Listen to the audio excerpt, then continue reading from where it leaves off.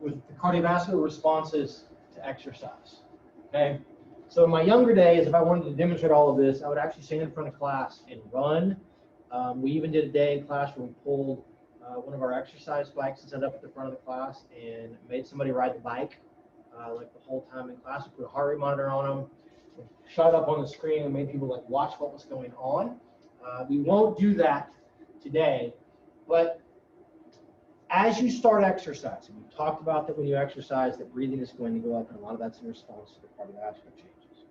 So what are the cardiovascular changes? The primary one is that as we begin to move, heart rate increases, stroke volume is going to increase to a point, and because of that, cardiac output goes up.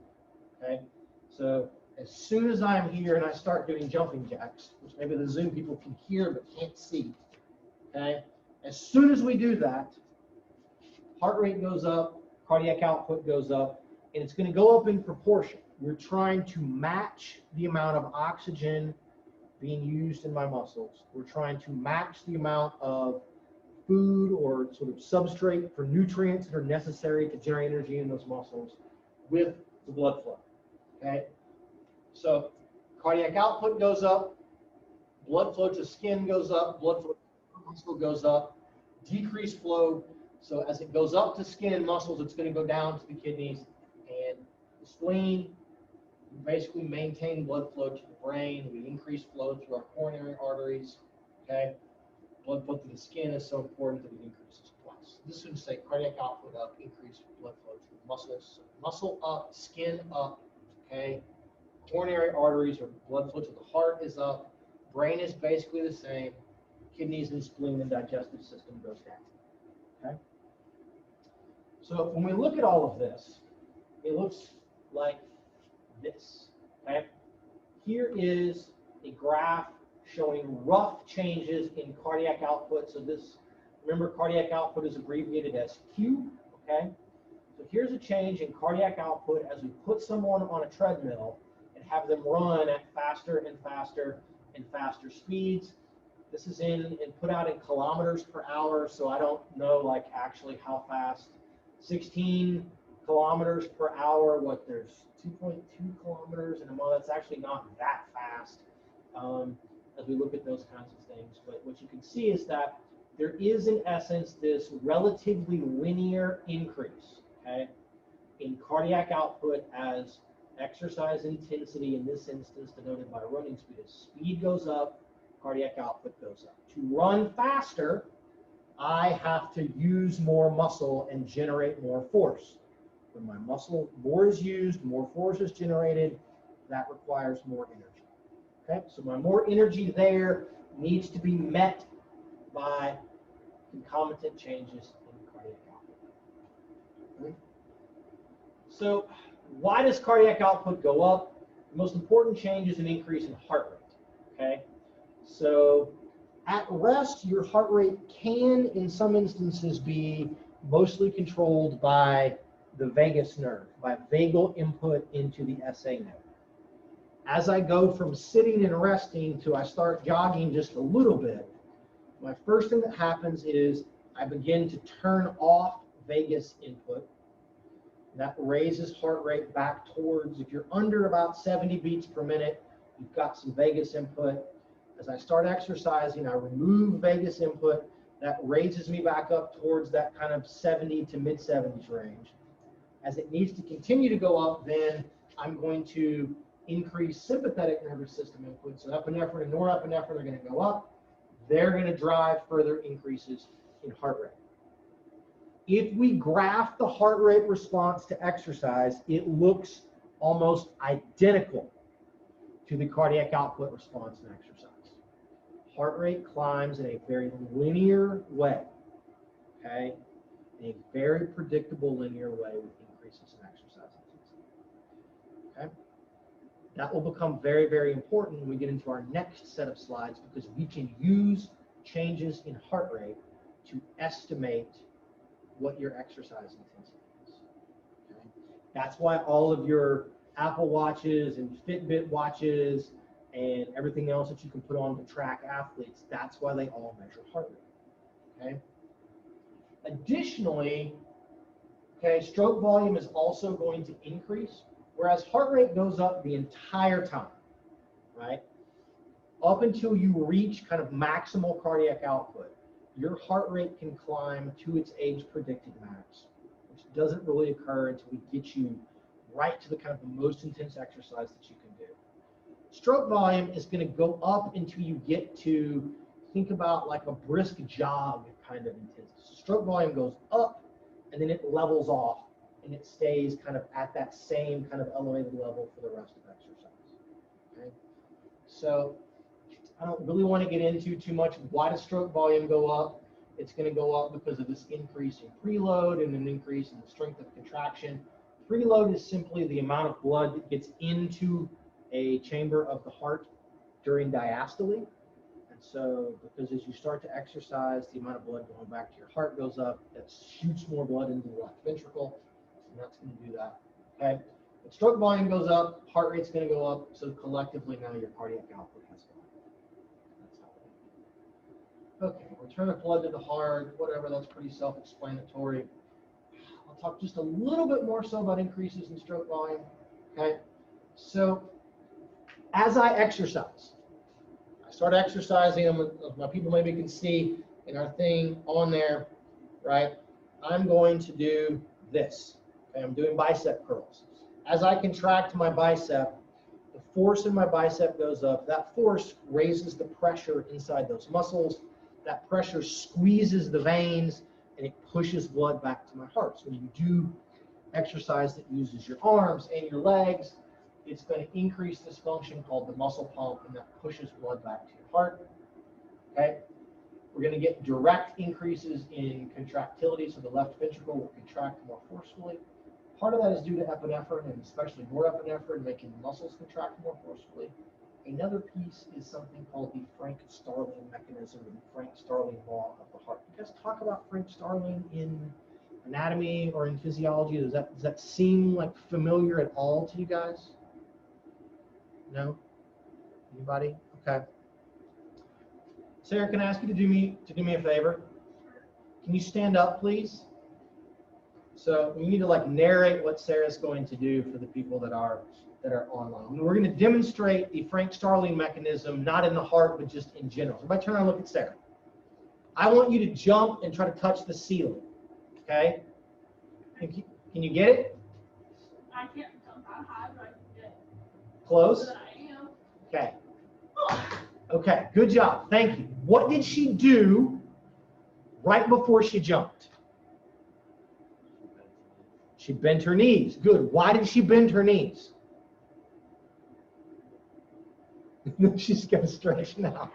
I'm like half stressed out now. If we ask her to jump without bending her knees, that would be kind of ridiculous, right? Nobody would do that. But I could have been like, okay, like go down and sit here and stop, and now jump, versus kind of the whole full thing. But why is it useful to bend your knees? Or if I'm going to throw a ball, Sarah, you can sit down, thank you. If I'm going to throw a ball, right, I'm going to take my arm and I'm going to pull it back away from me, right, like this, before I come forward and throw. What are we doing when we do that? Does anybody know? We are increasing momentum, yes, yes. We're doing something else too, though. What happens in my quads as I go down, right? What's happening to the length of my quads? They're stretching, right? I'm stretching my ligaments, I'm stretching my tendons. Down, okay? What happens when you stretch out a rubber band? Yes, it's storing something. Do you guys know what it is that it's storing? Energy, right? It's storing elastic energy. It's the same thing. When I need to generate more force, I stretch the muscle, store some extra energy, which will provide some extra force. Then I contract my muscles, and I get the force from the contraction plus the force from that elastic stretch that's going in there. Okay? Lets me jump high, lets me throw a ball harder or farther. The same thing happens in the heart, but we call it the Frank-Starling mechanism. As I force more blood back to the heart, okay, more blood fills into a chamber during diastole. Skeletal muscle and cardiac muscle are basically the same structurally. There is connective tissue in there, so as you fill the ventricle or you fill the atria to a greater extent, it stretches out. It's like overfilling a water balloon, okay? It stretches it out, stores some elastic energy so that then when it contracts, it's going to contract more forcefully than what was going on before, okay?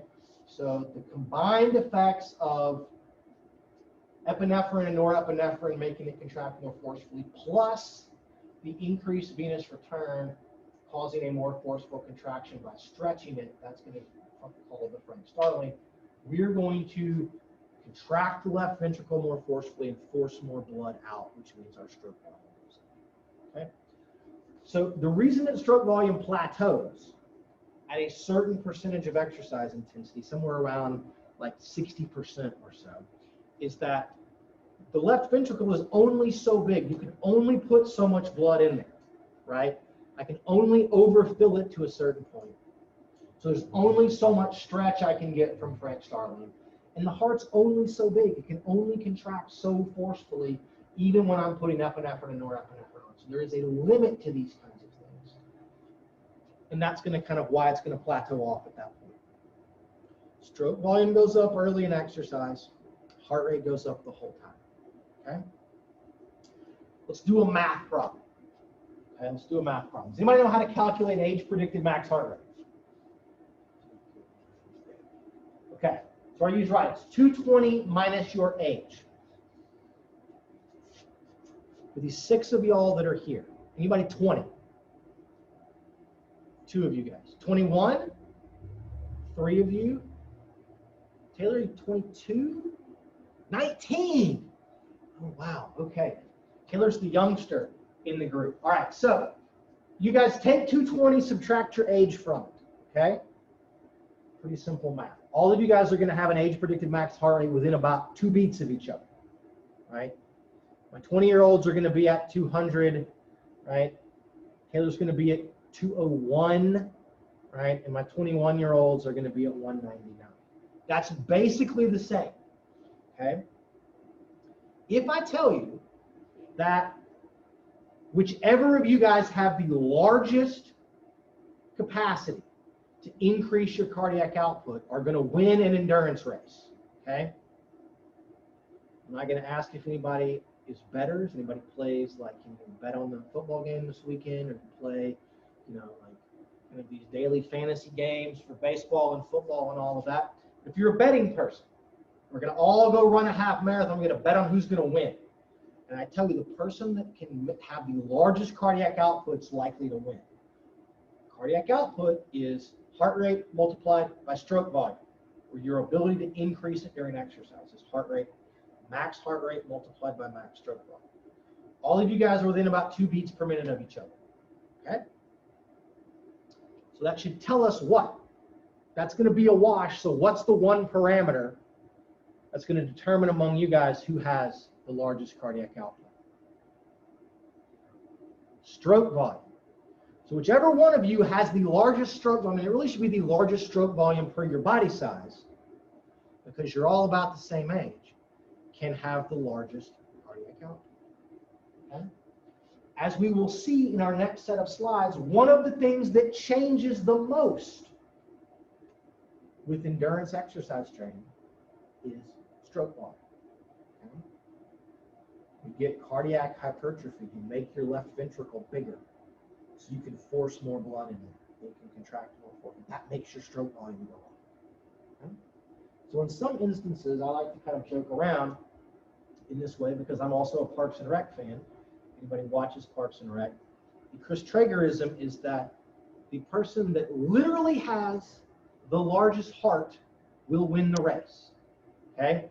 If your left ventricle is bigger than someone else's, you can conceivably have a larger stroke volume than them, which means if you're about the same age, you can probably have a larger cardiac output than they can. And if we express that cardiac output relative to your body size, then we can probably get a good guess of who's going to be able to win a race. Okay? Now, as we talked about, hard for us to measure all of this, hard for us to measure stroke volume unless you want to let me run an arterial catheter in and sit it in your aorta and measure things. One of my buddies was in the hospital when we were in college, and they ran what was called a central line. They ran a thing into his aorta. They stuck it right here, okay, like through all of this. No, thank you. But that's kind of how we're gonna get to all of this. Okay. Okay. There's those two things. Heart rate regulation. I don't know why this is at the end. This is out of order, and I apologize for all of that. Okay. The last thing that I want to talk about before we jump just a tiny bit into aerobic fitness, kind of talking about that, or cardiorespiratory fitness, is the idea of a parameter called arterial-venous oxygen difference, okay, which is called AVO2 diff, okay. Again, this is a mathematical equation. It's pretty straightforward, but AVO2 difference is going to be a way for us to estimate how much oxygen is being taken up into and used in your muscles. If you need the oxygen to make energy, okay, we can use AVO2 difference to kind of guess at this. What it is, it's the amount of oxygen extracted from arterial blood, okay, that goes into a particular tissue, in this instance skeletal muscle, at the capillaries. We calculate AVO2 difference just by what it says. If we know how much oxygen is in arterial blood that goes into a tissue, we know how much oxygen is in venous blood that's leaving that tissue, then we can probably safely assume that the amount that is different between those is the amount that diffused and went into that tissue. Okay, so if I have 100 molecules of oxygen in my arterial blood going to my bicep, and I have 50 molecules of oxygen in the venous blood leaving my bicep, then we can make a pretty good guess that that 50, right, the difference between those two, that 50 molecules were actually taken up into my bicep. Okay?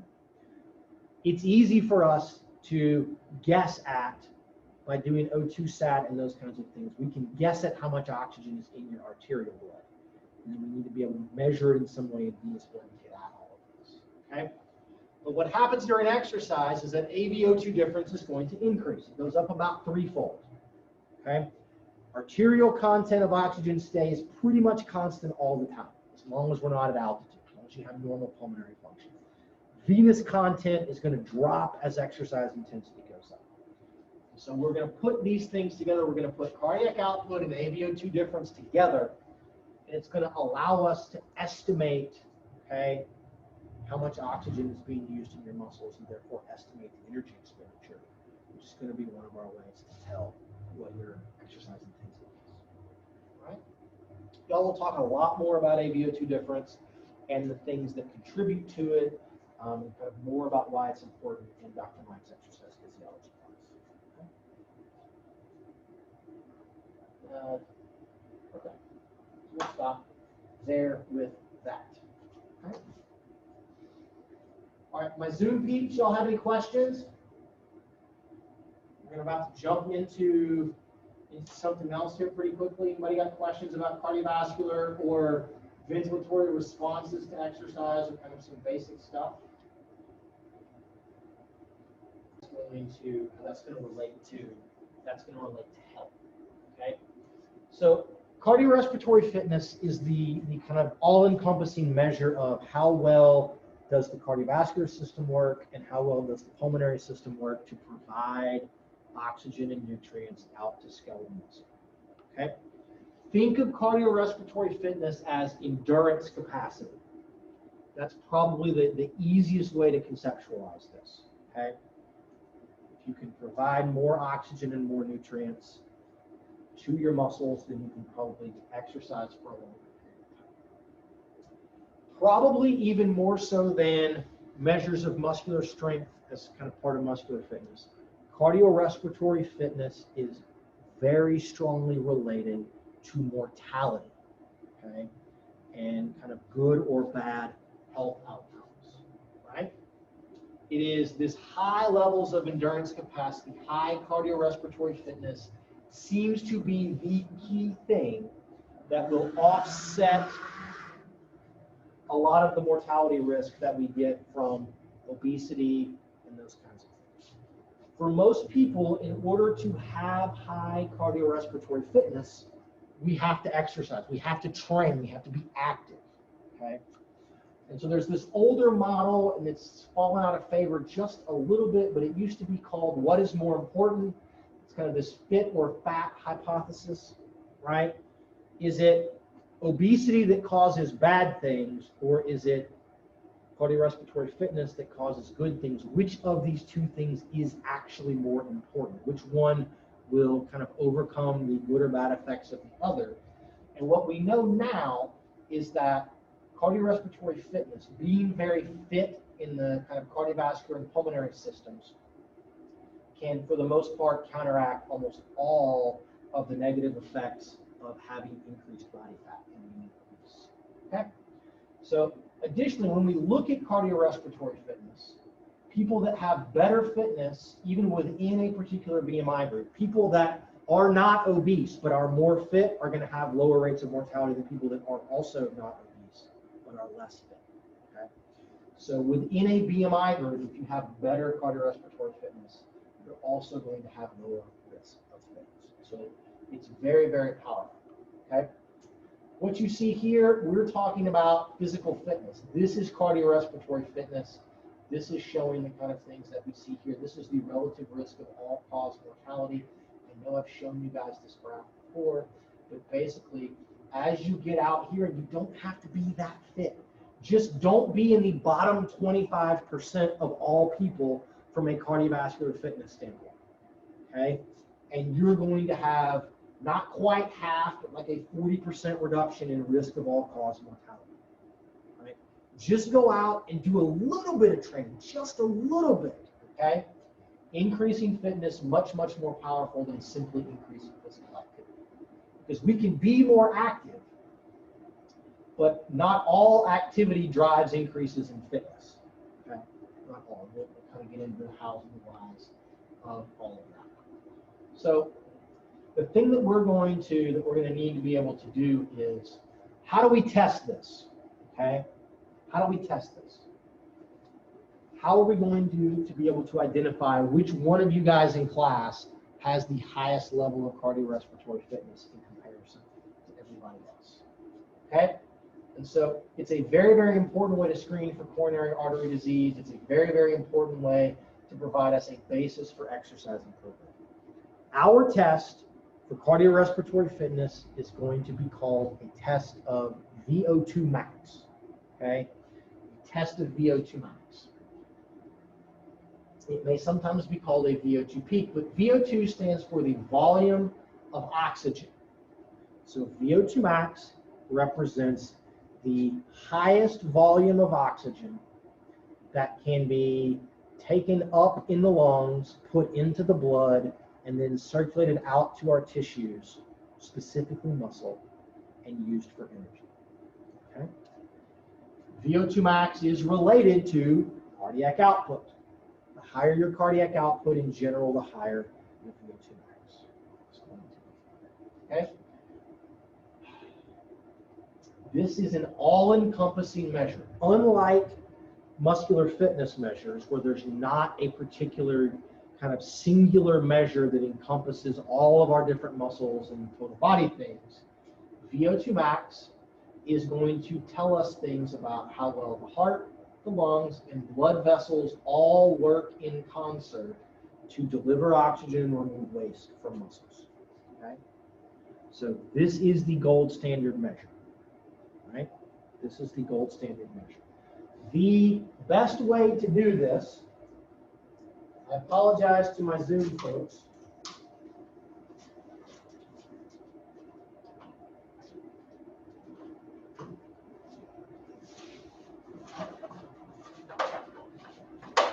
You guys can see whatever this is.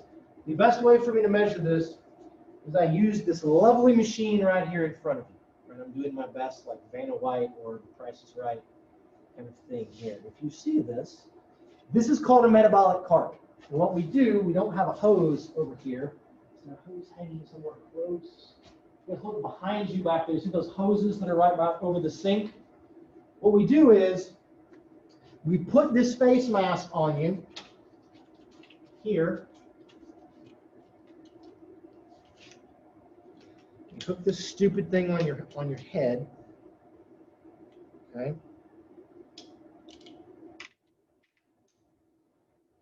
And then this holds a little mouthpiece into which you breathe. And we hook the hose up to your mouthpiece. We run the hose into this thing right down here. And what we do then is you breathe in room air. We clip your nose down and we collect all of the air that you breathe out and we run it into this machine that has oxygen and CO2 analyzers.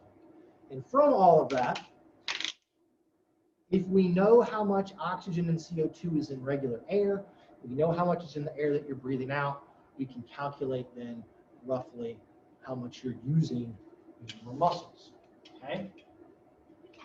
If we look during exercise then, we just put you on a treadmill or put you on a bike, hook you up to this, and every couple of minutes we just increase the speed or the incline on the treadmill, or we increase the resistance on the bike, like you're in spin class, now you're at a 2, now you're at a 4, we're just going to keep going up. Boom, boom, boom, boom, boom. We measure the increase in this, and at some point, we're going to get to a point where we can increase how fast you're running or the incline at which you're running, and the VO2 is not going to go up anymore, which is going to tell us that we've maxed it out. We've reached the limit of what your cardiovascular and respiratory systems can do and what your muscles can do from an aerobic metabolic standpoint. We then say that's your VO2 max. Okay? These tests are not fun. They are not pleasant. If you take, again, exercise physiology lab, you all will do an actual VO2 max test. Okay? I think you do both running and bike-related tests. You have to work really hard to do all of this. We're going to do an estimation of this in our next lab. I'm going to have you guys walk. Okay? And all you have to do is walk for 6 minutes and figure out how much distance you covered, and we can use that to estimate approximately what your VO2 max is, assuming you tried to walk as fast as you could and you weren't cheating and jogging over the course of that time, and we can estimate what your VO2 max is. Okay? So that's how we do this. If done in a laboratory using the metabolic chart, it can be very, very reliable, very, very accurate. Okay. That's how we're going to get at trying to look at these things. Okay. I'm going to show you some numbers now. In context, these numbers aren't going to mean anything to you, okay? But I do want you to know the numbers. You're just going to have to memorize them and just try to remember, okay? So VO2 is typically originally measured in liters of oxygen used in the muscles per minute, so liters per minute, okay? What we have learned, okay, is that if you have more muscle because you're a larger person, okay? More muscle, you're a larger person, then you're going to have a larger capacity to use some oxygen than a person that has less muscle and is small. So what we've decided in a way to have the best and most accurate comparisons is we take that liters per minute value and we divide it by your body weight in kilograms. So when you see this, VO2 max values are traditionally expressed as milliliters of oxygen used per kilogram of body weight per minute, okay? mLs per kg per minute. We could spend an entire day talking about the hows and the whys and the limitations, what's good, what's bad about that, why it's actually better to express it relative to lean body mass and not actual weight and those kinds of things, but that's for a different class for a different day. So values, an average college-aged woman is going to have a VO2 max value. This is just average, relatively kind of normal status of training of about 30 to 40 mLs per kg per minute. Okay? The average college man is going to be maybe 35 to 45 mLs per kg per minute. Per body weight, men tend to have a little bit more muscle than women, a little less fat than women, okay? We talk about body comp, yay, childbirth, ladies, okay? So the men's gonna have a little bit higher values. So somewhere in the kind of low 30s to about 40 for women, mid 30s to mid 40s for men. If we look in elite female distance athletes, runners, cyclists, cross-country skiers, okay, they're going to have values that are going to be about double, okay, about double what an average probably is. Maybe 60 to about 75 in those per kg. I think we've never had a woman that's been tested in the 80s. Okay? They're going to be kind of mid to high 70s. It's really, really good. The highest in a woman that I've ever been able to test, we tested in my lab a bunch of the women from the cross-country team or the track team a few years ago. One of my master's students was on the track team. We had a woman that was she was in the high 60s. She was like 60, which is just phenomenal. She really good. In men, it's kind of the same deal. Elite men are about 75, maybe to 85. If we brought in, additional to this, we brought in a lot of the men that were also on distance runners on our track team here. So I say that 75 is elite. The average of the men that we tested, we were missing a couple of the best ones on the OU's distance team, which is good, but not like elite on the college level. They were at about 77. Okay? So they're at about 77. The highest ever measured in men, I think it's like 96 or 97. It's in a male cross-country skier. So these things, and despite him being at like 97, he actually wasn't like never won a race. He's great physiology, but can't race with it. So things to also think about. If you look at people that have recently had a heart attack, so they're post-MI, myocardial infarction, their VO2 may be down in kind of right around 20 in those patients. So they may be like half of what average people are. You have pulmonary patients, so people that have emphysema, COPD, something like that. Maybe you've got problems with that from COVID or something, and they are down in kind of the mid to low teens. Okay? If I ask Nick to stand up and to just like start doing squats for us, right, and just kind of do squats at about one squat every 3 or 4 seconds for the rest of class, just him doing squats like that, you'd probably put his VO2 into the low to mid 20s just by doing it. So you can imagine that people that are post-heart attack, people that are pulmonary patients, they don't have enough fitness to do simple things just like do a few squats, okay? Just to walk upstairs. And so that's why this is such a great predictor of cardiovascular function, such a great predictor of okay.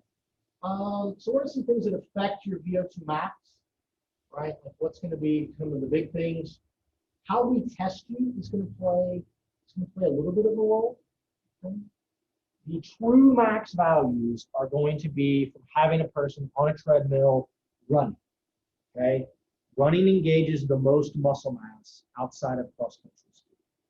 Okay, you're using your arms and your legs, so your VO2 is going to be the highest. Right? When you do cycling, most people, unless they are a very, very highly trained cyclist, like both Dr. Larson's are, their cycling value is going to be maybe 5 or 10% lower than their running value. So if you do it in lab and you're on the bike, you can take your number and add 5%. That's probably what your real true max is. People can measure this during arm crank cycling. You guys ever seen this? Some people do arm crank. If you go to like work in a PT clinic, an OT clinic, sometimes you sit behind the thing and you just crank with your arms like this. We did a study with this in my first job. And so you get values from doing arm cranking that are maybe going to be, some of it is going to be 60 and about 75 or 80% of what you get from running.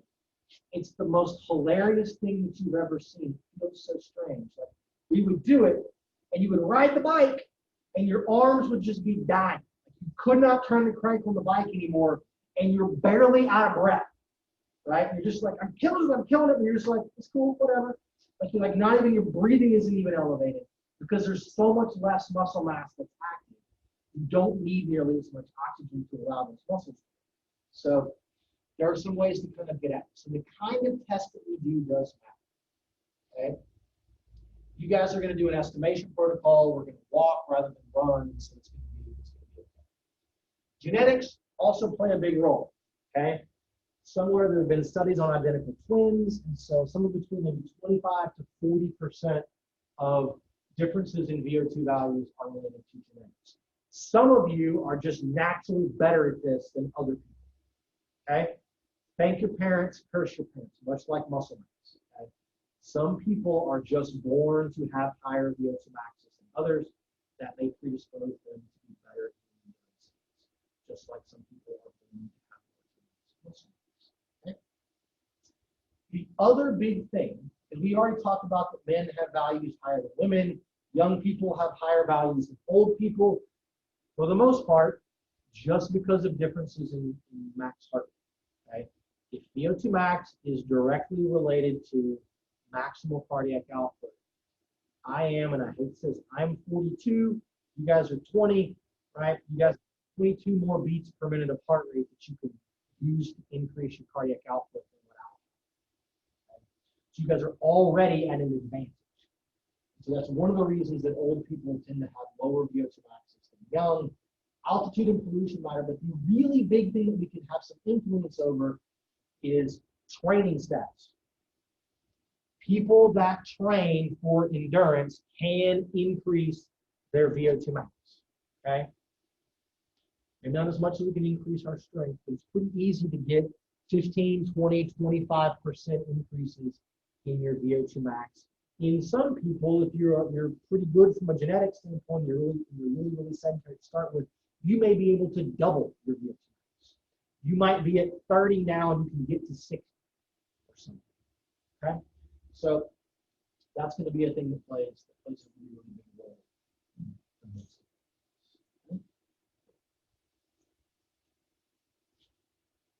Okay. Talked about that already. So you know what? We're going to stop. Let's just stop here. Okay? We're going to stop here. All right. So everybody remember, what is due on Friday? Lab and the resistance training critique. I had gotten critiques mailed to me from two people. Okay? One of them I said was not good, it was not acceptable, so they're going to revise, and the other person's was good. So if you want me to look at your program to tell you, yes, just make sure on the program that it is primarily weightlifting. It's okay if it says you should lift weights and then run and then bike or do something, but it needs to mostly be, okay, about weightlifting. That's due on Friday. Turn it in the Dropbox on campus. Lab is also due on Friday. Okay? Anybody having any trouble so far making graphs, figuring out how to do the averages and things in Excel? Are we okay? Has anybody even looked at it? I said we did. If you've looked, doing all right with that? You did the graphs? Okay, great. All right. There's been a couple of questions on how long does it need to be? Do you have to cite things as you're trying to answer the questions? It only needs to be long enough to answer the question. Okay? It doesn't have to be written in a super narrative form. Just kind of get the stuff on there and get it to me. It will be fine. I'll give you guys some feedback on how this one goes. Great. On this one, so you guys can have a better sense of what we're doing. Okay? But the graphs are really important. Make sure you make all of the graphs. Yes, sir. Yes.